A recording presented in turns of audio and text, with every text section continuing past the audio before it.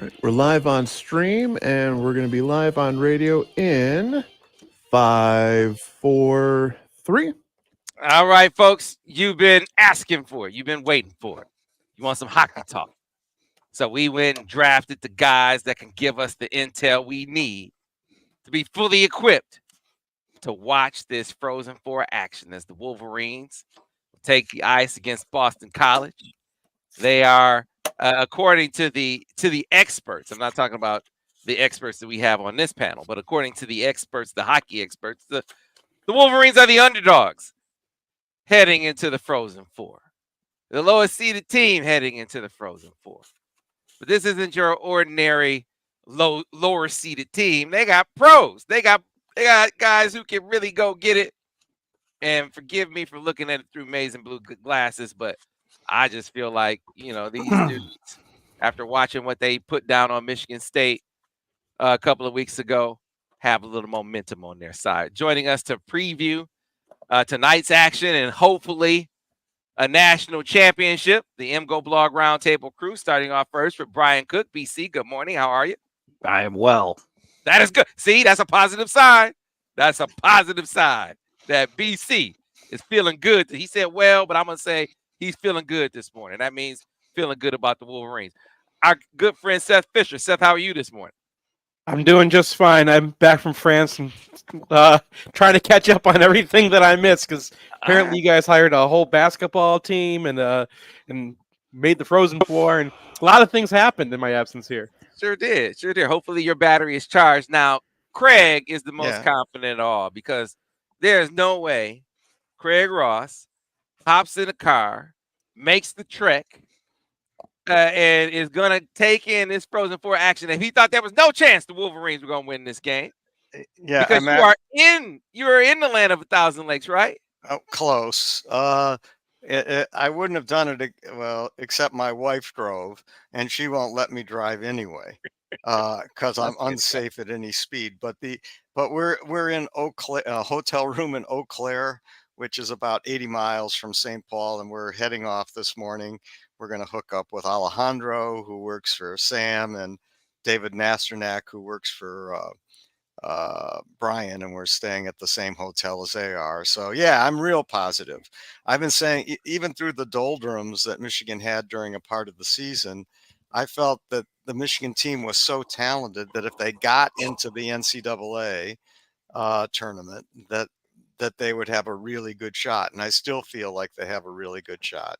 Now I know we're going to hear how good BC is, and they are really good. They're loaded with NHL guys, but so is Michigan, and Michigan is playing, I think, at their best.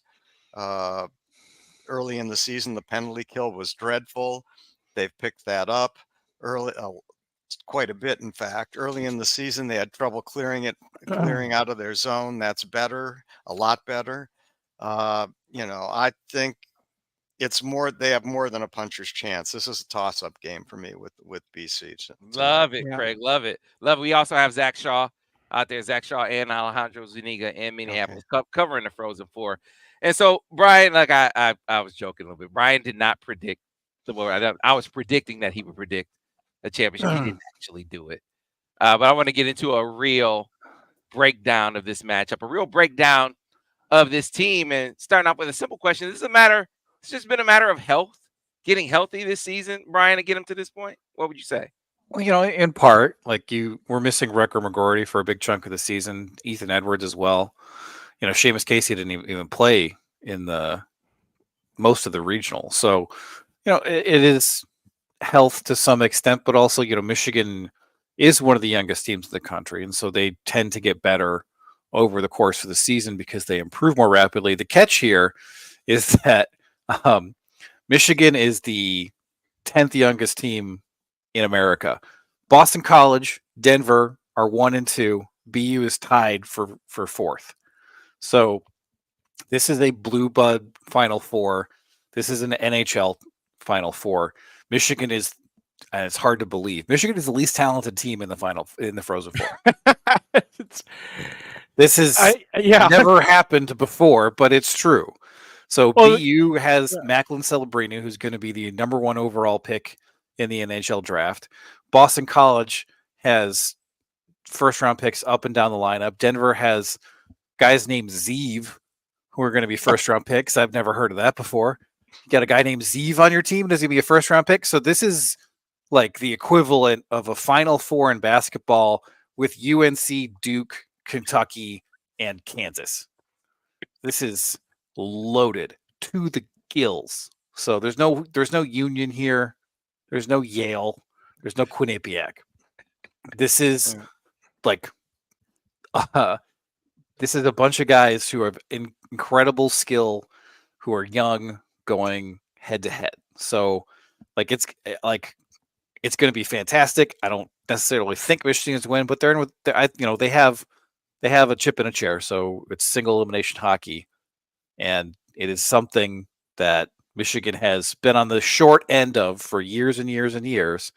And so maybe this time, with the least talented team in the Frozen Four, somehow they will come through. Yeah, I mean, you're expecting single elimination hockey to get rid of one of these teams before you get to the Frozen Four. So your hope is that when you get to the Frozen Four, there's like maybe one of them you have to worry about. This time, yeah, I mean, there's this narrative kind of going through college hockey about how the transfer portal has made it so that the teams that were successful a decade ago or 15 years ago aren't going to be like that. And for one, that ignores Quinnipiac, who won the national title last year with 35-year-olds. And two is just not accurate. So Boston College's top 4 scorers are freshmen or sophomores. Their number 5 scorer is a sophomore. They have a defenseman with a bunch of assists who's number 6, and then the rest of it, sophomore, grad, sophomore. So it's not like these guys are loading up on portal guys. This is still the same model that Michigan has always run, that Boston College has always run, is get the most talented people in America and let them go. So the thing about Boston College is that they are snipers. So the issue for Michigan is that if you look at shooting percentage nationwide, 1, 2, 3, Denver, Boston College, Boston University. So Michigan is not bad. They're tied for 5th, and they played North Dakota, who was 4th. So it's not like they can't win against a team like this. But in particular, Boston College, their top 4 scorers are all guys who shoot like 20%, which is bonkers. Yeah. Gabe Perreault, 21%. Ryan Leonard, 20%. Cutter Gauthier, 18%. Will Smith, 19%. So Michigan is a team that has played very well for most of the season, and then they've had just galactic breakdowns. Like one of the goals from the regional was Michigan on a penalty kill, and then there was nobody in the slot. That's a problem. And Boston College is the kind of team where if you give them an opportunity like that, they're not going to flub it. So my concern playing Boston College is that they'll play well for long periods of this game, but when they make a mistake, Boston College is absolutely lethal. And Michigan is the kind of team that makes galactic mistakes. And while that has improved over the course of the season, it seems kind of baked into who they are. Now, they've had games where that hasn't happened, but that was playing a Notre Dame. And Notre Dame has the offensive talent of a Rutgers basketball. Like they're not a team that's going to score a lot of goals, and it's easier to lock them down. It was interesting watching the Quinnipiac BC game in the regional final because, for large portions of that third period, Quinnipiac was leading, and it looked like Boston College was an absolute hell trying to get anything to happen. Like that is an old team. Quinnipiac is a defensively minded ECAC team that has built their program on being absolutely responsible. And so I'm watching this game and I'm just like, I don't even want to play this Quinnipiac team because they look like they are built specifically to beat a Boston College, specifically to beat a Michigan. And then Boston College does some absolutely ridiculous stuff late in the third period and comes back and wins this game. So that is on the table for a Michigan team that until the regional had been absolutely awful in third periods. Now, I don't really necessarily ascribe that to anything but luck, but this is a Boston College team that I think is going to look pedestrian for big chunks of this game. And then they're going to pull out like Mike Camilleri, Kyle Connor stuff, and they're going to score a few goals. And Michigan just has to like accept that and outscore this team, because you are not going to keep this team off the board with Michigan's personnel. You're just not. So, question, because Kim Lautner in the chat, appreciate all the folks in chat. He's goaltending needs to be better. I mean, that's what John Bacon pointed to when he came on talking about the Frozen Four last week. Goaltending is the. I mean, I guess you could say that about any game, right? But the use guys look at that as maybe being the elixir here. Well, I mean, Barczewski was very good in the regional round, and Michigan improved a great deal over the back half of the season, but some of that was disguised by the fact that Barczewski was letting in some pretty bad goals. And if the good news is that, Boston College doesn't score bad goals. Right. They snipe corners. So Barczewski can't let in a bad one because there's not going to be any bad ones available. I joke, but this is a situation where, Portillo was not good last year, and he flailed around, and it just seemed like completely off for large portions of the season. But what he was a very good first shot goalie, because he's 6'6". If you're trying to snipe the top corner, it's just not going to happen because his shoulder is on the bar. So Barczewski is not as big. He's not the kind of guy who's just going to take away every part of the corner. And so at some point, it's really just if Boston College is hitting its spots, because Barczewski is not the kind of guy who's just going to delete that. And, that's fine. Because I think there's going to be a couple of instances where that just happens and there's nothing that Michigan can do about it. But what they need to do is they need to take advantage of the fact that, Boston College is not a team that really possesses the puck. They're a rush team. They want to get in the zone, get a shot off in the chaos of a zone entry. They're not going to cycle. They're not going to do things that, like, Michigan is really good at offensive zone structure and creating stuff once they're in the offensive zone. And from what I saw from Boston College this weekend, that was not really the case. So if you get a zone entry where they're dumping the puck in, that is a win for you. As long as you can withstand a forecheck from guys who are pretty fast. And that's, yes, when Ethan Edwards or Seamus Casey is on the ice, and maybe not so much when it's Luke Fantilli and Holtz. But if Michigan can suppress the rush, if they can not give up odd man opportunities, I think Boston College is containable. But as I said earlier, this is not a team that has been a consistent lockdown ECAC Quinnipiac program this year. They gotten better, but even in last weekend, there were a couple of things where you're just like, what is going on? So, Yeah, I mean, it's not like Quinnipiac was the first time they've been in a game, even in the playoff.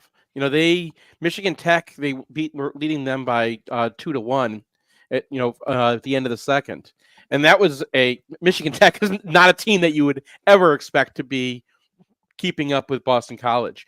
So, and they kind of do that. They play with their food a little bit, and then they come back in the third and they're like, oh, we have the best four scorers in college hockey. Let's just score. Well, yeah. I mean, so you have to go back 6 games before you find a game where they scored fewer than 5 goals. They beat New Hampshire 1-0 in early March. And other than that, you have to go back to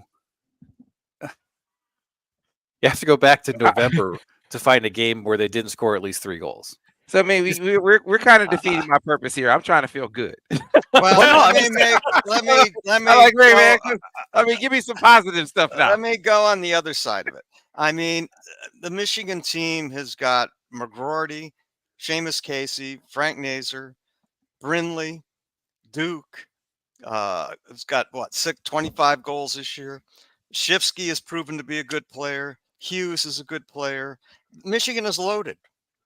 Michigan is loaded with good players. And Warren, Fantilli, and Holtz have all come on as competent defensemen as the season's gone along. Yeah, I mean, goaltending, who knows? But I don't think Barczewski is necessarily any weaker, and he's been decent really than the goaltending by BC. So I view this game as a toss up. It's not a I toss up. well, Like realistically, okay, this is the number one seed in the tournament. I Like, and understand. it's single elimination playoff hockey, so it's not a toss up. I'm I'm not trying to saying make that Michigan doesn't Sanfield. have a chance. I mean, the thing that will feel encouraging is that in terms of Corsi, which is just shots for, shots against, Hmm. like Boston College is middle of the pack. Like they're at 51%. So Michigan's got an edge on them in that department. They're not crazy but part of the reason they're not crazy is that they're trying to pass the puck into the net every time. So in terms of where the ice is going to be tilted, I think it'll be tilted a little bit towards Michigan in this game. I think they're going to have more zone time. I think they're going to have more shots. The problem comes if Michigan takes a stupid penalty or if they give up an odd man rush. It's just like the base part of this game is it's probably going to feel like Michigan is the better team. And then it's like, can they overturn their season-long narrative of doing really well for long stretches of the game and then melting down? And this is like the ultimate test for like, have we gotten over this? Have we progressed past this? Because this is a team that will let you do that. They will let you possess the puck. They are not old. They are not super physical. Michigan will be able to cycle in the zone and use their advantage, and they're going to score some goals in this game. But Boston College is lethal, and Michigan is in tough if they're giving up quality shots from the house, odd man rushes, power plays. Before we move off of hockey, I want to ask you guys a broader question. And this matchup, we got into it with Spath and John Bacon about the start of the Naruto era. He's been obviously fantastic, right? They're back in the Frozen Four. And he continues to recruit at an exceptionally high level. And I'm curious you guys' perspective on how and why, given the impact of NIL in every other sport and the difficulty that it's sort of placed on recruiting in the other sport, whether it's we can go off the board, not just talking about football and basketball, but we can talk about softball and gymnastics. We can go across the board, but hockey seems to have not skipped a beat. And I'm curious if you guys can pinpoint why. And then also at the same time, second part is reflect upon the decision to go with Naruto, because there was a lot of questioning of going with him at that time, and he seemed to have rendered those questions moot. So I know it's a long-winded question, but I want you guys, each of you, to address both. Well, do you mean the appointing him as the interim or appointing him as the? Well, I just remember. I don't even follow this because I just remember talking to Bacon a lot, and he's like, "This needs to be Billy McCall. This needs to be Billy McCall's team." Well, even I was like, "Man, why isn't it Billy?" But obviously, Brandon Naruto. I mean, they had it you, couldn't you have had been Billy. Mellor investigation for a program culture problem, and Billy McCall had been there for a long time. Yeah, he's the guy's right-hand man. It was just never going to fly. And I understand that upset a lot of people in the Michigan hockey family, but it just wasn't feasible. And it should never have even been a consideration. Given all right, well, I guess let's not keep it on that. So, but in terms of NIL and hockey, I'm not familiar with exactly what's going on. I do know that. So college hockey has really come on in the NHL community, I believe. So if you look at mock drafts for last year or this year, like they are loaded with college hockey players or players headed to college hockey. So the national team program is a huge success, has kept virtually every American who's going to be a high draft pick in that system, and they go to college. The number of high-end Americans in Major Junior in Canada is virtually nil at this point. Like the last person Michigan lost to Major Junior was Cole Perfetti, which was 5 years ago or something. And that used to be a fairly common occurrence.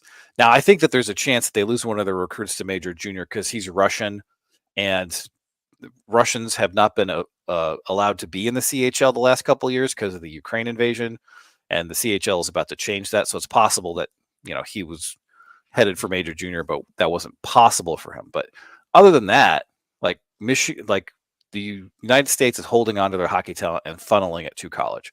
So Michigan has been part of that. And the interesting thing to me is that there's talk out there that Michigan is going to get guys back this year. So there's a guy named Pat Micheletti, who's a former Gopher hockey legend, who's a radio guy now, who said that he expected Jimmy Snuggerud back, and Snuggerud is back this year. And he said that he expected virtually every Michigan player to come back as well. And there's another guy who's tight with Columbus who is saying that Gavin Brindley's leading towards another year in college. And there's someone who was pretty confident that Rutgers going to come back. And to me, that's really interesting because the current situation with the NHL CBA is that you sign an entry-level contract for 3 years, and teams at this point are trying to get you on that contract earlier because they want to re-sign you to a long-term deal before you blow up. So it makes more sense for them to get you into a long-term deal when you've scored 30 points instead of 60. And so in that context, it actually might make sense for players to come back as long as the NIL is good enough to compare with a year in the AHL, which is like $100K. So if you can get close to that, it might actually be financially beneficial for a guy like McGroarty or Brindley to stick it out for an extra year. So Yeah. I'll be interested to see what happens because a guy like Snuggerud was never coming back 5 years ago. And a guy like Rucker, a guy like Brindley was very doubtful. So if Michigan is able to hold on to these guys, they will be crazy loaded next year because they have one guy in the forward core who's out of eligibility, and that's Chase Pletsky, who you've never heard of, Sam. Right. So I like Did Chase. Pletzky score a goal yet this year? I think he finally scored a goal, didn't he? Yeah, he got an assist. He got which an was He was assist. flailing around for an assist for like 2 years. Yeah, they like the hockey guys, Alex and Dave are tracking this. Like, when will Chase Pletsky get an assist? But in any case, Should have had so two. they've been recruited really well, and they have the top 2 scorers in the USHL, both in their draft year. They have another kid that they flipped back from Michigan State, which is sweet revenge. And you do have to take this in context because Michigan is Michigan, and in hockey, it would be really hard for whoever's coaching Michigan to not be really good at recruiting because the winged helmet, Yost Ice Arena, they are iconic, and Michigan is a true blue blood in hockey. But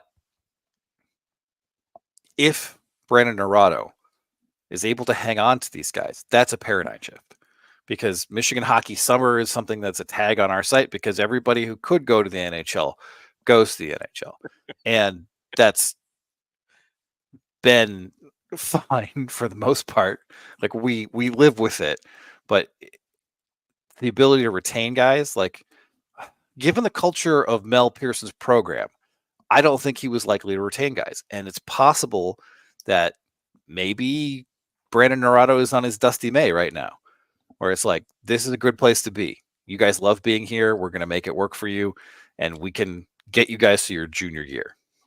Well, our talk from inside the program is exactly that the culture of the hockey program is really good and that everyone is pulling in the same direction, and people do like each other and do respect each other.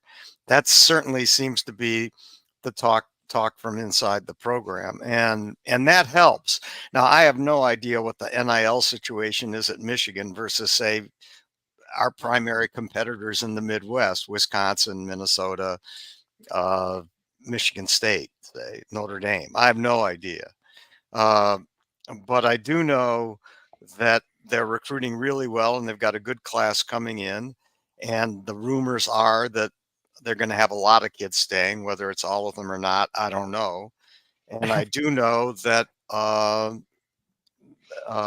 that the culture of the program seems to be very good. And so all of this, is pulling in the right direction at the very least. I mean, they almost got Adam Fantilli to come back. Like that was the thing that people were talking about as a possibility. Where you don't win the Hobie as the best. You're obviously the best player in college hockey. Brilliant career ahead of him in the NHL, and stick around in college. And he was thinking about coming back.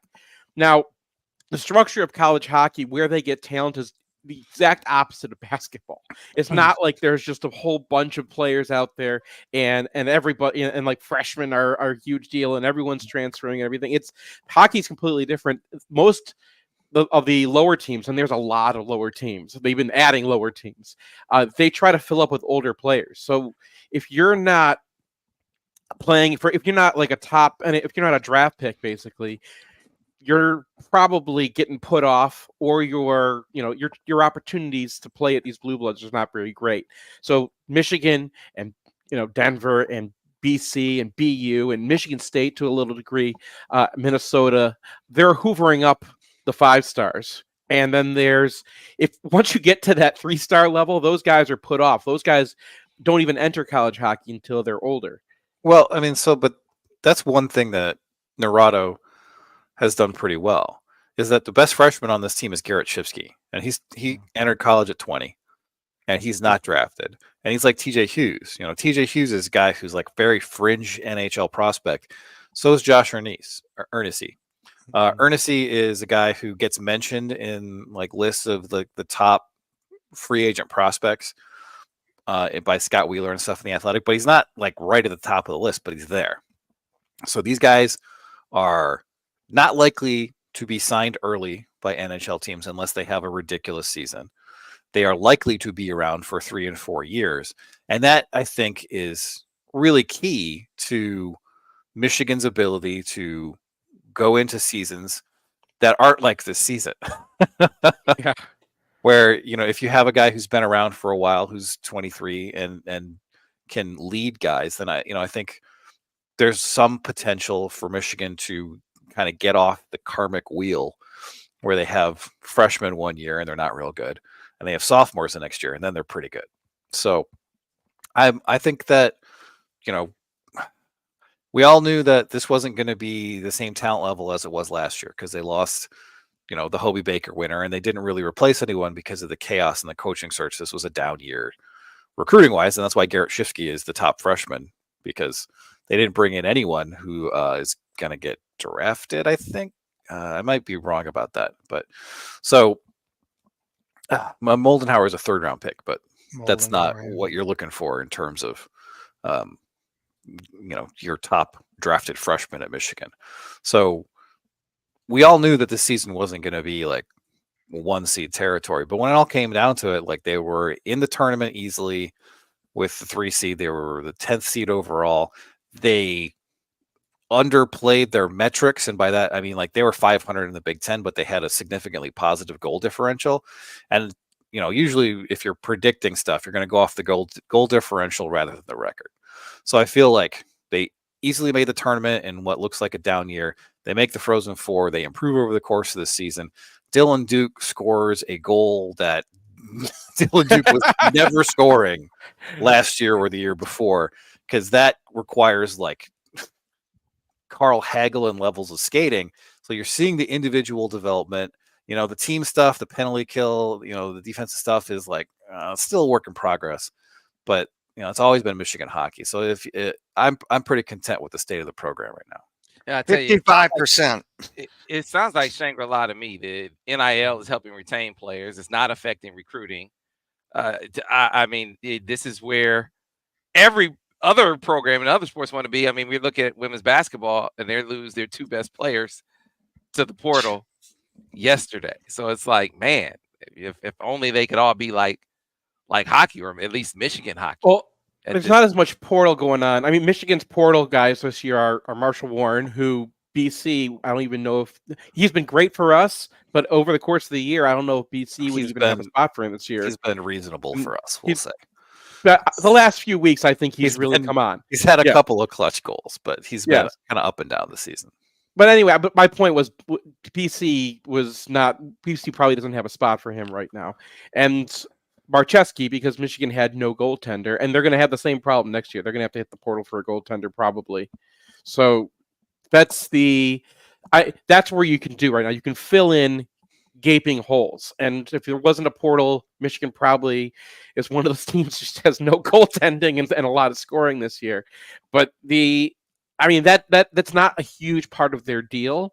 So they're able to retain players. I mean, they're getting into a system where you're going to have a few freshman scorers who are behind some amazing sophomore scorers who are just putting off the NFL for a year, and then a base behind that of, we can call them 4 stars, I guess. What Brian was talking about, guys who might not be draftable or might be low draft picks who will stick around in college hockey for a while, and they become, they'll sit on the bench for a year or two, or they may be put off for a year, and then they're your, third, fourth, and fifth defenseman, and they are your, your basis of your third and fourth lines, and those guys become good hockey. Yeah. Well, what you want like 6 guys who are elite NHL players, and then you want to have Quinnipiac's first line. Because Quinnipiac's first line is guys who are like Colin Graff, who's like 45 years old, and is really good at hockey.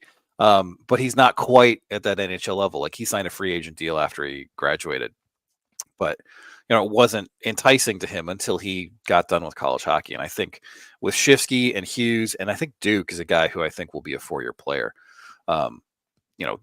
They have a core, and honestly, if they get their top line back next year, like, it's going to be wild. Like, they also have Hallam coming back. Yeah, they have and he's like perhaps the fastest guy in college hockey. Like, it's going to be a situation where if they get their guys back, it's like, which 3rd round picks do you want on the 4th line? Like, it's going to be wild. Like, and there might be some portals out if that happens, but good Lord. All right. Well, we gave you the full synopsis. We need to get to a break. As we do, those of you who are do-it-yourselfers, you need to know your one-stop shop for all things when it comes to your home improvement needs. Chelsea Lumber, with 3 locations to serve you in Chelsea, Saline, and Bridgewater. You'll find when you go there, they have great products sold by great people at great prices. They offer great service. Chelsea Lumber is where the home begins. So home construction materials, your lumber, your roofing, your decks, doors, windows, paint, work clothes, boots, everything in between, Chelsea Lumber has you covered. Up to and including big renovation projects, kitchen and bathroom renos. Chelsea Lumber is your home base.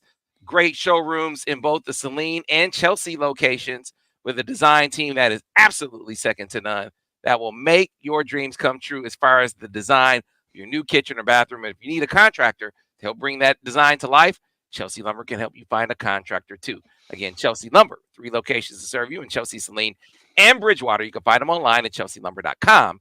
Chelsea Lumber, where the home begins. We got to get to a break. Be back on the other side here on the Michigan Insider on Sports Talk 1050 WTK, The Ticket.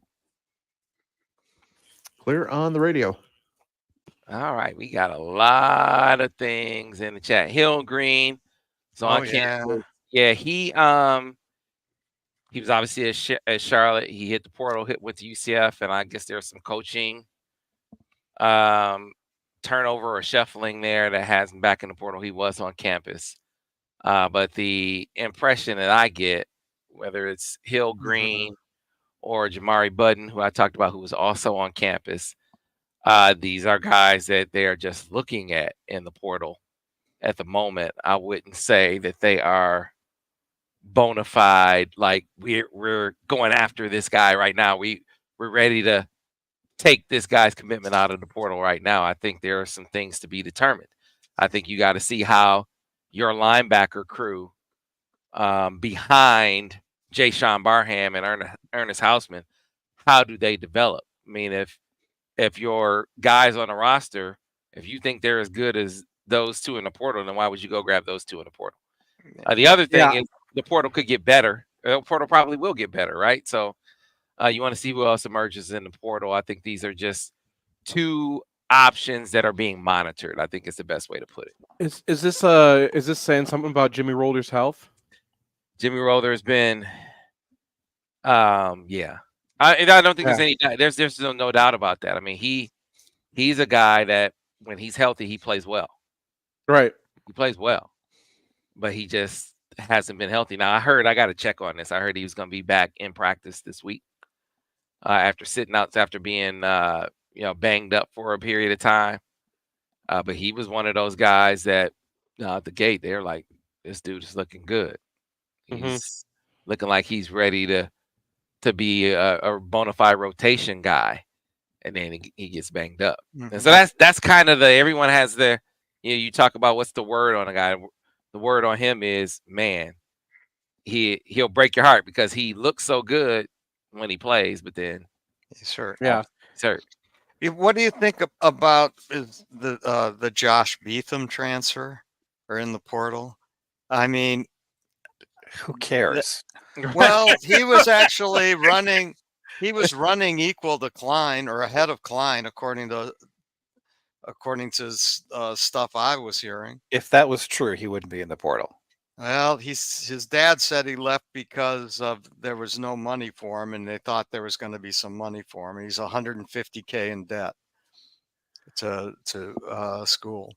Well, I mean, they got 105 scholarships, and if he's not one of them, then he's not one of them. Apparently, he wasn't. But I don't know. I thought he played pretty well last year, and the noise was that he was right there with Klein.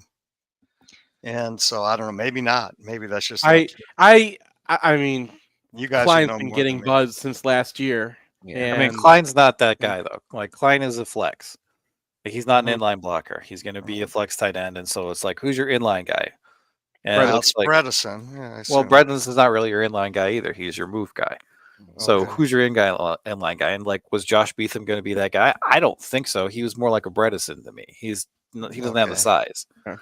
So to me, if you're going to have an inline guy this year, and you don't necessarily have to, then it's going to be, one of the two second-year guys, Prescorn or Tony Ellie or Marshall. Yeah. Marshall too, I guess they've got. Yeah. But I mean, my thought this year is that they'll just have 6 OL when they need an inline. That's what I was thinking. Like, that doesn't really exist on this roster right now. Yeah, I think Prescorn will be a guy eventually. I think he'll be an outstanding inline guy and a guy you can flex. But the guys, Brian is absolutely right about Marlon Klein. That's obviously not. That's not Colston's. Yeah, I mean Colston's better, but that's not his. That's not his strongest suit. I think you're going to see, Brady Prescorn. I don't know that he'll be what, or any of these guys will be what Colston is as a pass catcher, because he's just like that, right? But as a mix, as a blend, as a guy who can get after it, as a blocker, as an inline guy, and a guy who can also, you watch his brother play. That the kind of flash, kind of upside that I think Brady has too. I think down the line he'll be that guy. But this will be one of those years where you got to piece it together. There are no AJ Barners on the roster right now. So, all right, coming back from break in a moment, guys. Prescorn and Hansen are both on campus, right? Yeah, both. Yeah. But Hibner left. Guys, coming back from break in 5, 4, 3. And we are back, folks, here on the Michigan Insider Sports Talk 1050 WTKA, online at WTK.com. Sam Webb, Matt the Miz Mizler on the other side, and the MGoBlog Roundtable crew. I sort of mentioned in the break, it's significant news given, I think, the landscape of college sports, guys. You guys know, I'm sure you've seen the stats. The most viewed basketball game in the last 5 years was the national championship on the women's side. Higher rated than any NCAA tournament game on the men's side. Higher rated than any NBA game, any NBA playoff game. It was the championship on the women's basketball side. And you saw all these Caitlin Clark commercials, all these Fly J. Johnson commercials. Juju Watkins has commercials. I mean, the commercial success of women's basketball is starting to take off.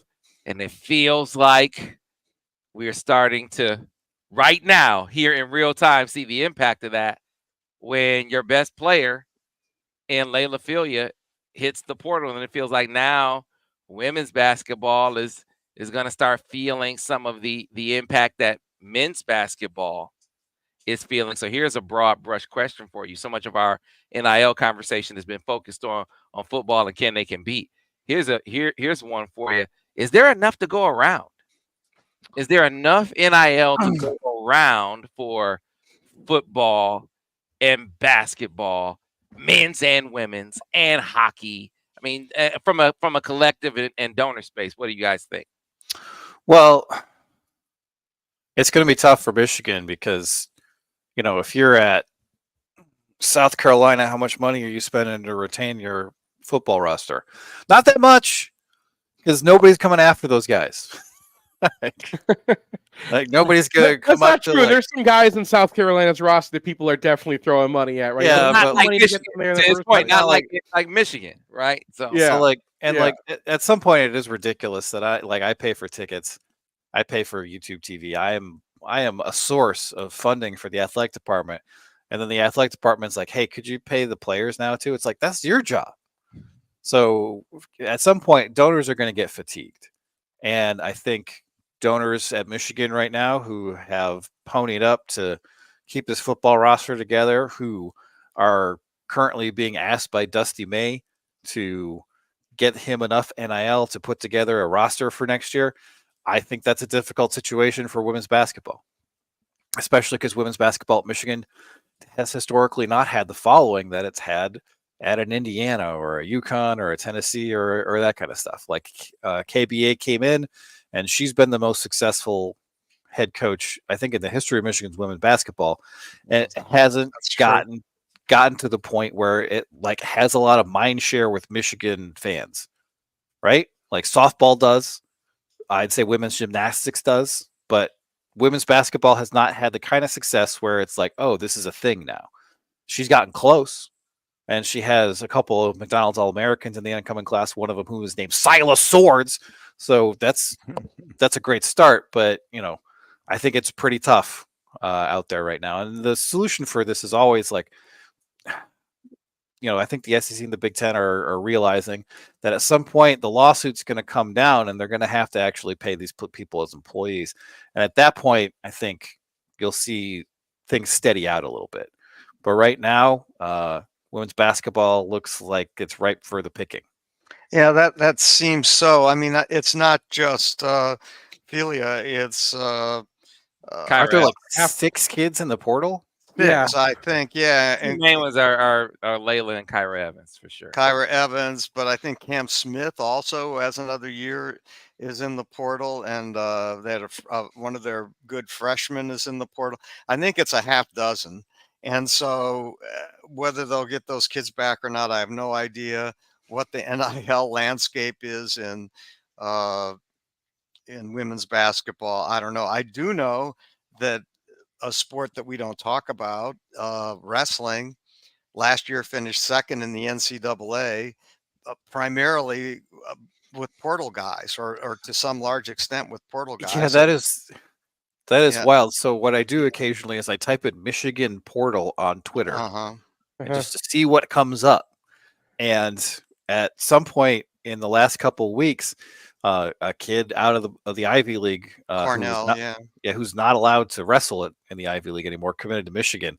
And there were like a half dozen tweets just like complaining about Michigan being the wrestling portal destination. I was like, what planet is this? Yeah, no, it's true. I mean, and Penn State is the wrestling capital of the world right now. But after that, Michigan has finished. They were barely third this year. They were edged by Cornell, and Iowa has a huge following, and Michigan is right up there with Iowa. Michigan beat Iowa this year, I think 24-5, and they finished ahead of them in the Big Ten and the NCAAs. And so I don't know what's going on there, but Michigan has been successful in the transfer portal in wrestling. But women's basketball, not so much. I don't know. I mean, because the truth is we just don't know what's going on or why that's happening. We're also the national champions in debate, I should add. But we did, yeah. Which I'm glad you mentioned that, because there's a guy in town. He's an attorney who was a debater at Michigan State, and always lays it on me that they won the national championship at Michigan State when he was there, but not this year. Michigan No, clobbered we Michigan State. brought in a guy from Kentucky, and he brought them to the promised land. Anyway, we I think that Brian got into like the real topic there, which is the whole system right now doesn't make sense. It doesn't make sense for what's best for the NCAA. It doesn't make sense what's best for the players. It doesn't make sense for what's best for the fans. The only thing it makes sense for are administrators who don't want to pay the players, and for as long as they can, they're going to try to get somebody else to take care of it. And they were doing it under the table before, and now they're going to do it through NIL as long as they can.